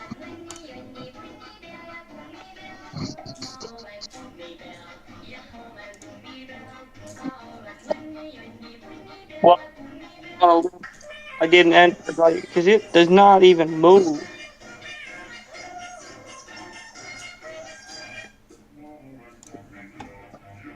It didn't move at all. No, it didn't even squirm. Did you press left arrow key? Try again, hold on. For some reason I thought it was automated. not. Well, you have to press the button to do it. You're checking the left arrow key. If you don't press left, it's not. I mean, it works for me. It puts me on the left side of the screen. It's possible that you're already there because that's where your ship is. So how about this? We're gonna. It does on the left. So I mean. So leave that be. Let's go to your room creation code. Remember how to get to that? Double click your room 1, and then go to your creation code for the room because there is where we're spawning in the ship, right? Room 1. Creation code. Creation code. So you have some lines there that are creating instances. What? It's saying instance create depth 000. Object game and instance create depth 16 by 16. Okay, so Zero. how about this? Yep. Where it says 1616? Because that's for your ship, right? Like it's this object ship is what you're spawning in there, right? Change 1616 to like I don't know, 4180, so that it's somewhere in the middle of your room. Because you're setting the X and Y right there for your. And now when you run the program, right, is your ship in a different spot to start? Yeah, it's Right. still very far to the left, but it's definitely moved. Okay, so now what happens when you press left? Does it do anything? No, my left key. I truly think that in the workspace one, I mucked it up a bit. Yeah, I highly doubt you mucked it up. I don't think. I mean, are you sure you're pressing the right key, like the arrow key? You're not using numpad arrows, right? You're using like No. your arrow keys. Because if you're using the using numpad, you can use numlock and move it. Make sure numlock's off, and then it would work to move, just like the arrow keys. So they are treated as the same. Alright, so I don't know really why it's not moving then, because that should, I mean, I just tested it on my end, and it will definitely warp you to -6, so. Workspace. I have a blue line under my That's fine. OBJ. Don't worry about the blue lines. The blue lines are just saying, well, it doesn't like your naming convention, like whatever. Like it doesn't matter. Okay, try this. Object_ship.x equals object_ship.x space -6. Like try like adding object_ship.x after the equal sign so that you're subtracting 6 from its current location. That should give you a better idea of what I'm looking at. Right, that's the same thing that you just posted. You just need to have object_ship.x equals object_ship.x -6. So you just have to have object_ship.x again after the equal sign, and then it should be subtracting 6 from your current location. Dot OBJ ship.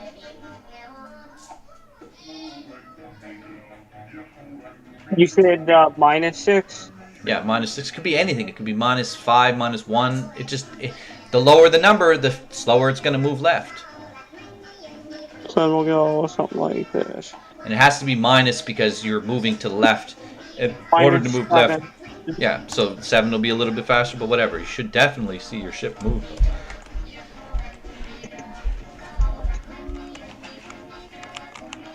I mean, mine moves.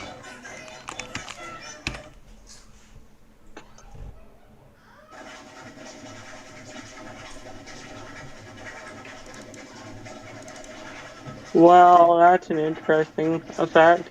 Did it work? No, now I'm not even getting my black box with the little fucking In your room creation code, go back to your room creation code because I think I know what it is. Yeah, I'm in my room creation code. I have 4180. Yeah, that's fine. Are you spawning in object move? Are you spawning in that object that we were just working on? Because if not, make sure that's spawned in. There would only be one. If that's what I've been working on, then yeah, it should be spawning in that exact. Yeah, but okay, so read me the instance create depths that you have there. How many do you have? You have one for object game, right? You have one for I have- object ship. Yeah, so for object game, I have 0, 0, and 0. Yeah, that's fine. But do you have an instance create depth Yeah, that spawns? 41, 80, 0, object ship. Okay, so the ship is spawning in, the game object spawning in, right? But the object that controls movement is not spawning in. So here's what we're going to do. Rather than put it on the room creation code. Box with the sprite. What? Stewie, you hold on. You like if you've created an object and you put it in your objects folder, but you've never put it in the room, none of the code that's on it will ever run. Because it's not in the room, it's not actually spawned into the game. You get what I'm saying? So rather than, because the code to move the ship requires the ship be present, right? Rather than put it in the room to spawn in and be created when the room is created, we're going to put the code to spawn it in on the ship. Because the ship needs to be there for the code to even work, right? So in your object ship, double click object ship in the create event.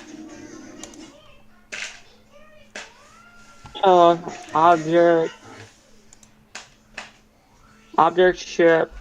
We're in the create event, yeah. So on an empty line, right? You're gonna type in instance underscore create underscore depth. Let me know when you're that far. Repeat that. Instance underscore create underscore depth. We're going to use that that function that creates an instance of an object, of whatever object we want.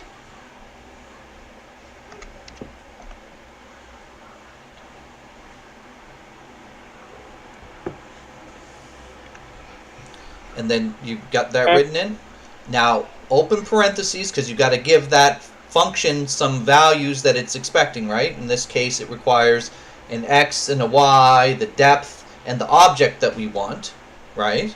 So like for now, 0, 0, 0, comma, and then object move, and then close parentheses and a semicolon.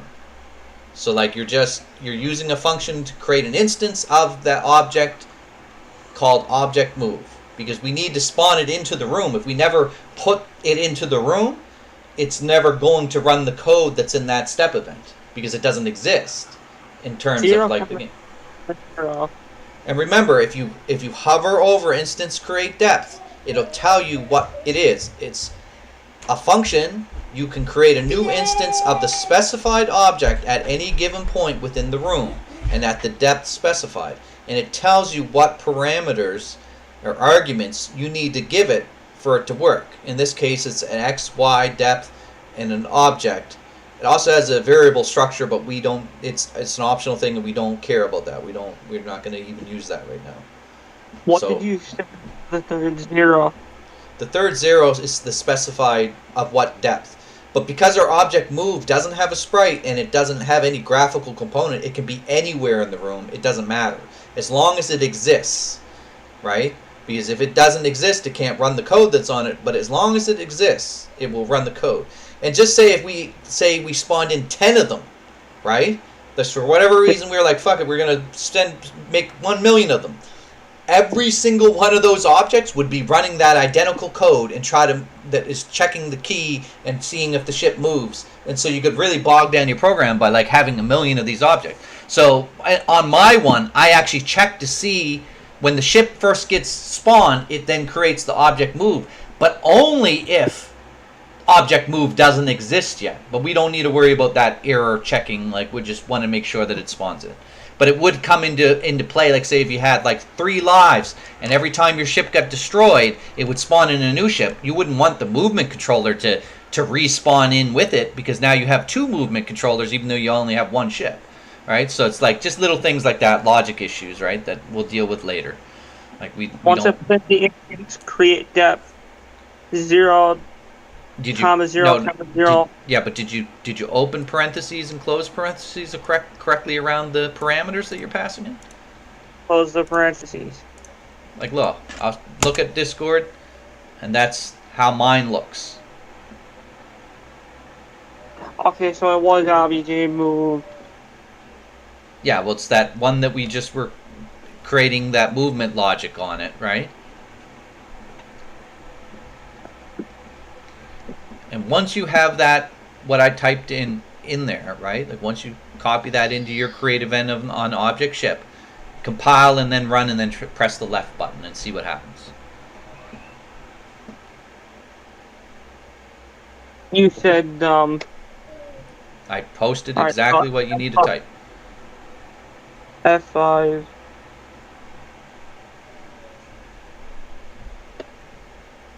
That'd probably help actually enter the room. I'm not even getting my black box like I was before. Well, what's the compile error?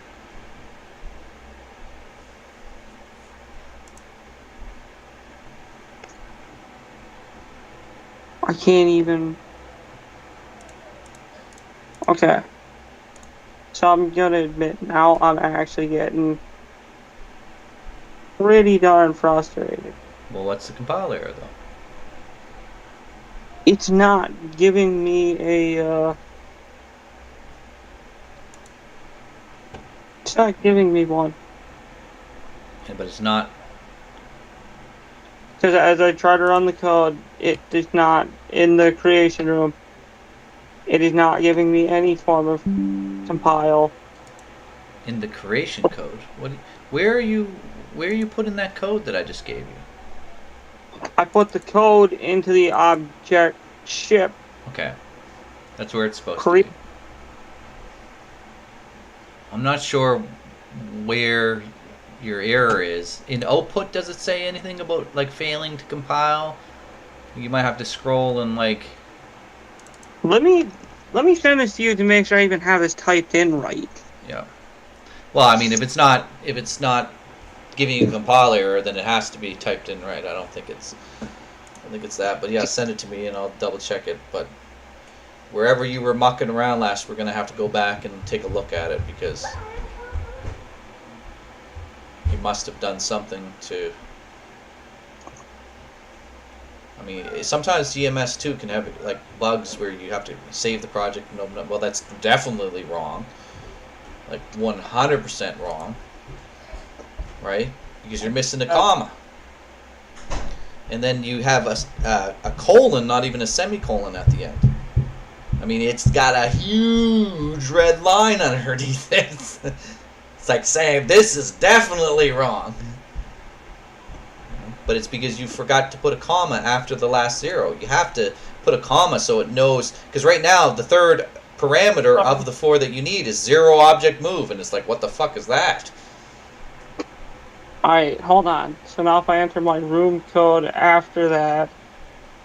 And Stewie, you have a squiggly parentheses in there, the squiggly bracket, not a normal parentheses.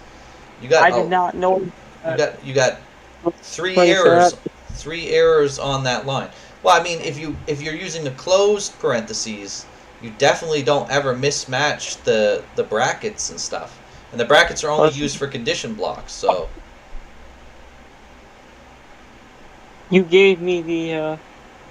Oh yeah. Yeah, and it's not what you typed. That's for damn sure. No, it is not. Yeah. So just fix that. That's definitely not going to run. I mean, the big clue there is the huge amount of red. Like, definitely, if it has the whole thing that you just wrote with the red line, then it's definitely something wrong. So, let's try that again. Well, it'd probably help if I hit F5 and I F6. Yeah, F6 is the debugger. If that happens, just close the debugger with the tab up top, like where it shows you your workspace and room. Just close the debugger. It should mess off. Debugger's useful, but not beyond the scope of what we're trying to do tonight, anyways. It will be a long time before you were in the debugger or doing anything. It can be super useful though.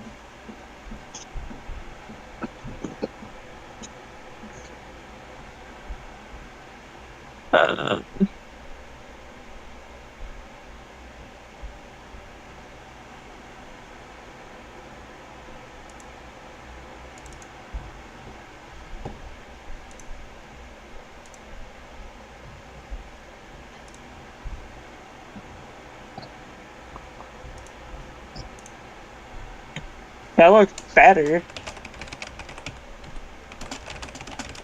I sent it to you.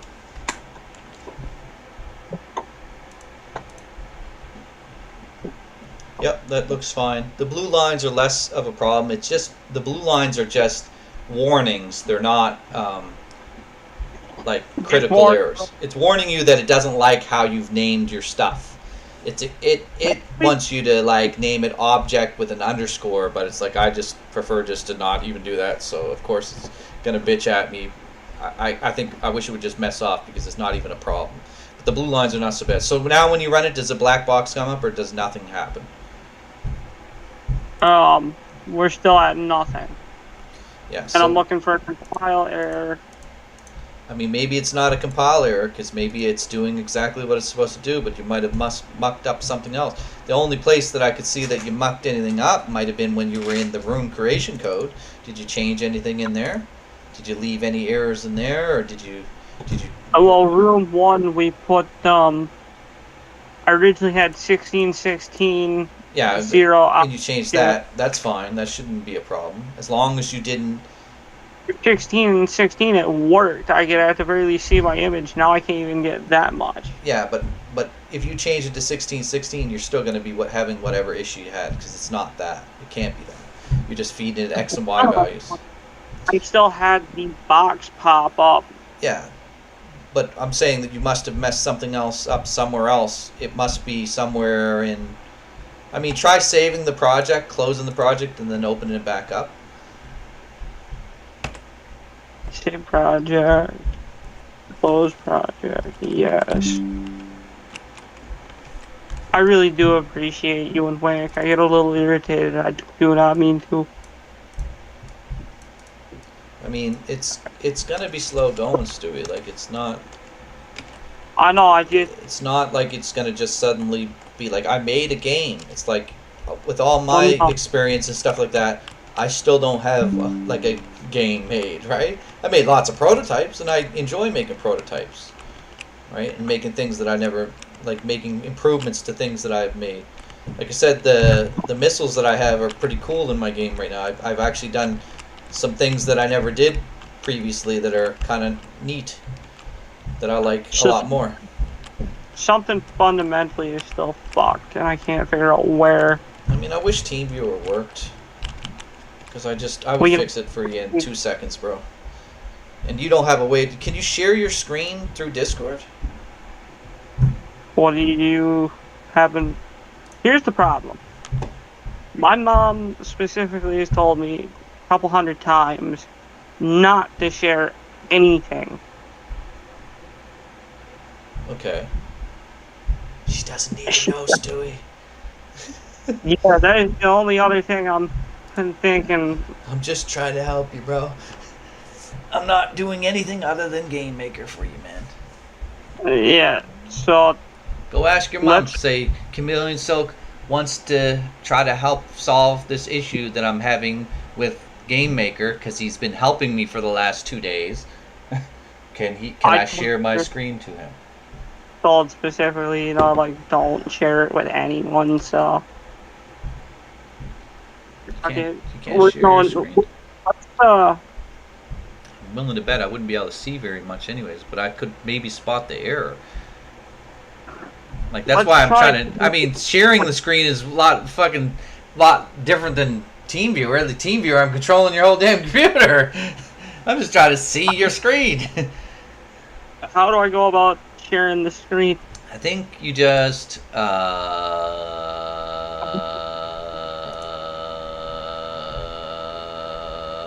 down below voice connected general wankercraft, there's a little like screen with like an arrow on it that says share your screen.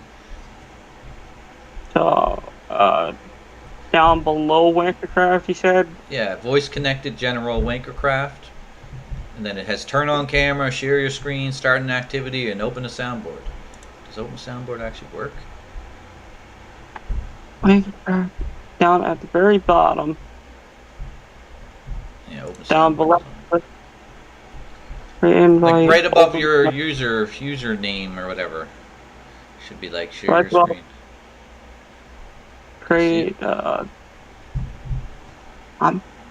think you can just share just the window if you want, so I can only see that window.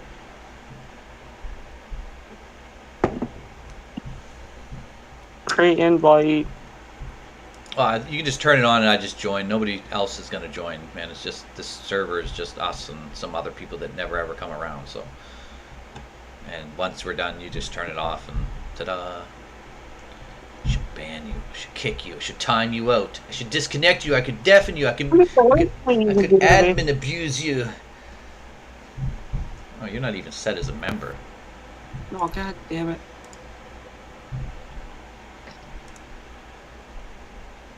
Yeah, I set you as a member. Admins around here don't do their jobs. You figured it out?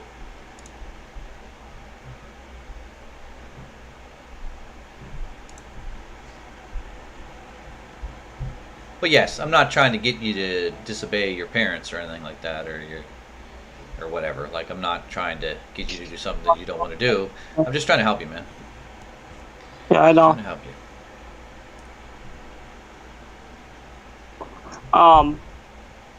So, above my user, I'm like having the worst of, not Yeah. nights, but I'll take a picture of what I'm talking about. please do.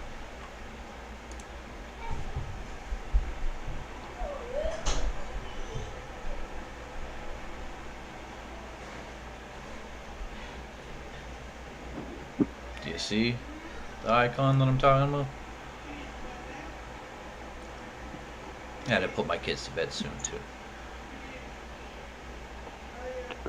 Yeah, I'm gonna have to put myself to bed soon. Well, hopefully we'll Feeling get this real- ship working. I mean, if you can share your screen, I might be able to fix it, and then because if you can get it to show up again and run, then I'm sure that the ship would move now. I'm looking at what you're showing me, and I'm blanking really fucking hard. I don't know if that's At the bottom of it, where it says Sea Silk Online, there's 4 icons in a row. One of them share your screen. So, And you click it, and then you select what window you want. Should be the same. Are you on Discord on your computer, or are you on your phone still? I'm on my computer right now. Oh, you're on Discord on your computer?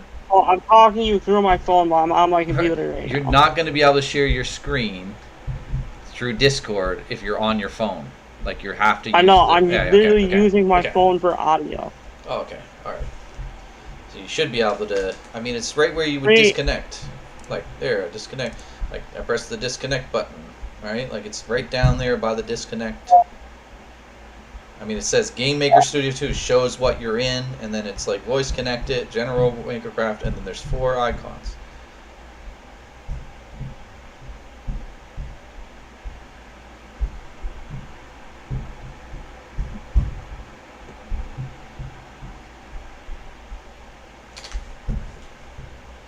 Angering the hell out of myself currently.